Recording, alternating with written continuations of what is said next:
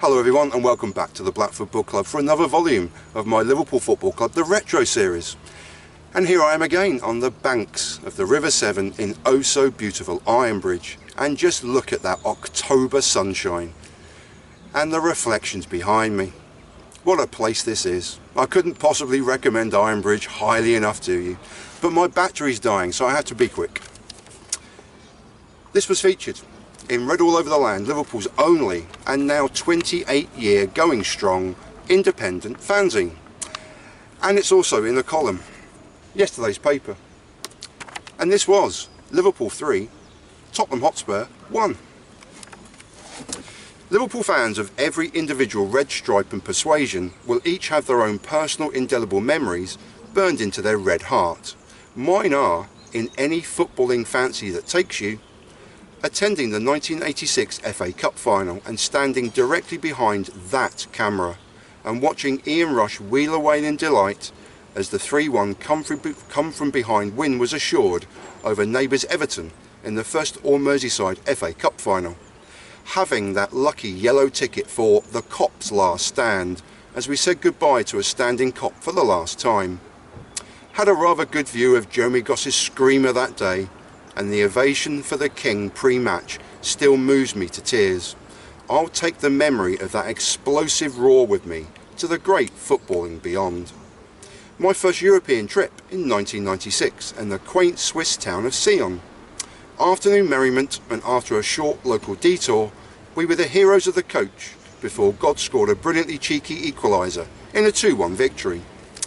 Good fortune smiled once more on the outskirts of the German city of Dortmund as we circled the city with a lost coach driver in the search of the imposing Westfalenstadion. Our small party of 3 were allocated front row seats in the top tier for that golden goal hullabaloo with Deportivo Alaves in the 2001 UEFA Cup Final, still the greatest European final of all time. I can still picture my travelling companions with tears in their eyes. Or finally, 2 years later, and having a prime high view directly in line with Michael Owen, who, after racing from the halfway line and evading the horribly crude and desperate late challenge from a retreating Roy Keane, smashed the decisive second goal past a flailing Fabian Barthez in the Manchester United goal, sealing the 2003 League Cup Final. I lost my shit when that goal went in. But we're all lucky enough to share a collective set of monumental memories, be they in our lifetime or of a footballing past. The team of Max, Billy Liddell, the arrival of Bill Shankly, Ian St John and a Wembley winner in 1965, the Cop serenading Inter Milan days later with "Go back to Italy." Being a Red of a certain vintage, I can say with a firm certainty that I could go on, and I'm sure you could too, as well as filling in the gaps coming up. That's nice, that's McDermott, and that's a goal! From a Roman night in 1977, Champagne Charlie hoisting aloft the European Cup one-handed on another gladiatorial Roman night 7 years later. I've skipped over Kenny Dalglish leaping over the advert boards at Wembley in 1978, or that impossibly hooked goal over his shoulder that won the 1981 League Cup in a Villa Park replay. Doubles, blowing doubles, the heartache of Hillsborough, the leaving of a king, the fallow years of only 2 trophies in a decade before a glut of them under the tutelage of Gerard Houllier. Miracles in Istanbul, the Gerrard final, the returning of a king and the returning of the biggest smile in football carrying a silver trophy around Wembley Stadium once more.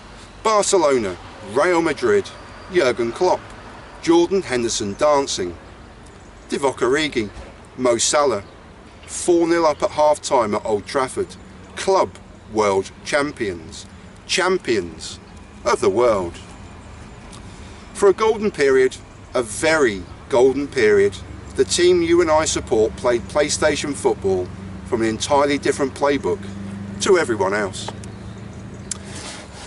There are 2 beautiful memories burned forever into a Liverpool fan's consciousness from today's game, or rather the 3-1 come from behind win against Tottenham Hotspur on the 15th of May 1982 that sealed the Reds' 13th all-time First Division Championship. We'll get to those wonderful memories shortly, but today's victory saw 6 Liverpool players win the league title for the very first time. Bruce Grobbelaar, Mark Lawrenson, Ronnie Whelan, Sammy Lee, Ian Rush and Craig Johnston. Whilst it was business as usual for the irrepressible Alan Barney Rubble Kennedy, Phil Zeke O'Neill, the Scottish trio of Souness, Dalglish and Alan Hansen, and today was especially noteworthy for the 6th all-time league title for locally born Phil Thompson.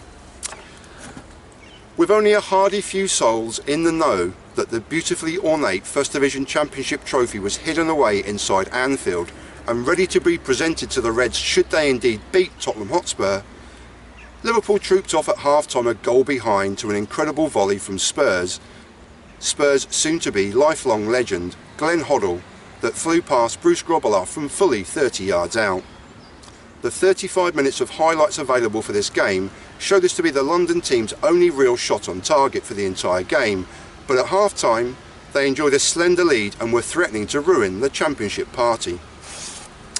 You and I know what happened next almost as much as the prophetically sage BBC commentator of the day, John Motson. Liverpool are never more dangerous than when behind, he commenced the second half, in which an undeserved 0-1 deficit became a commanding 2-1 advantage in 4 glorious minutes, bookended by a thunderous long-range header from Mark Lawrenson and a canny, deft finish from Kenny Dalglish. The Kop end, that massive swaying, heaving humanity, full an hour before kick-off within a crowd of over 48,000, had worked their magic once more. Liverpool are never more dangerous than when attacking that famous old terrace of yore, a terrace now bouncing to the songs of celebration in acclaim of their champions-elect in red. Ronnie Whelan, still in his breakthrough year of 15 in a trophy-laden, legendary career ahead, volleys home a late third goal and from 12th place in the First Division after their infamous and ignominious 3-1 defeat by Manchester City on Boxing Day of 1981. These magnificent Liverpool Reds had won 20, lost 2 and drawn 2 since the turn of 1982, and in just over 5.5 months of football had won the First Division title with a game to spare. Aside from shock defeats to Chelsea in the FA Cup and CSKA Sofia in the European Cup, and 2 league defeats to Swansea and Brighton, Liverpool were almost as perfect as these 2 everlasting memories from this game. The first is perhaps a purely personal one, as without a makeshift stage, fireworks or an organised rotation of songs drowning out the crowd, Liverpool chairman John Smith accompanied manager Bob Paisley onto the pitch with that beautifully ornate First Division trophy. With 2 simple red ribbons attached and with barely a fanfare to be had, the chairman simply hands the trophy to his captain, a gleeful Graham Souness in his footballing prime.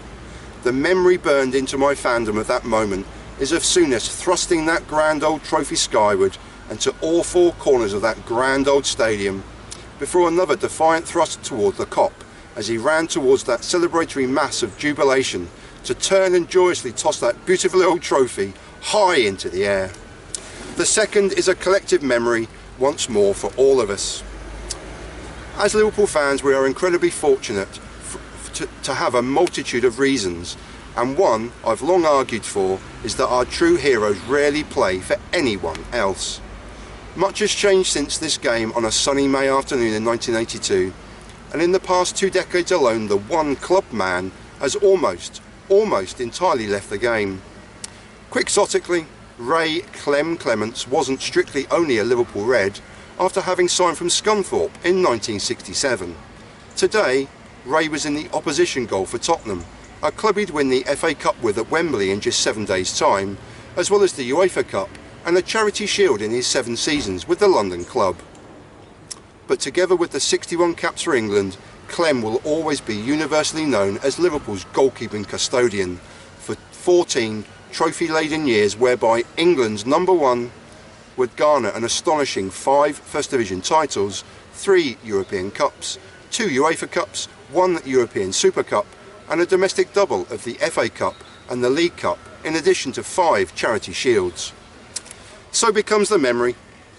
A memory the great man himself said was the most emotional I've ever been in football, and I could not believe the adulation I got.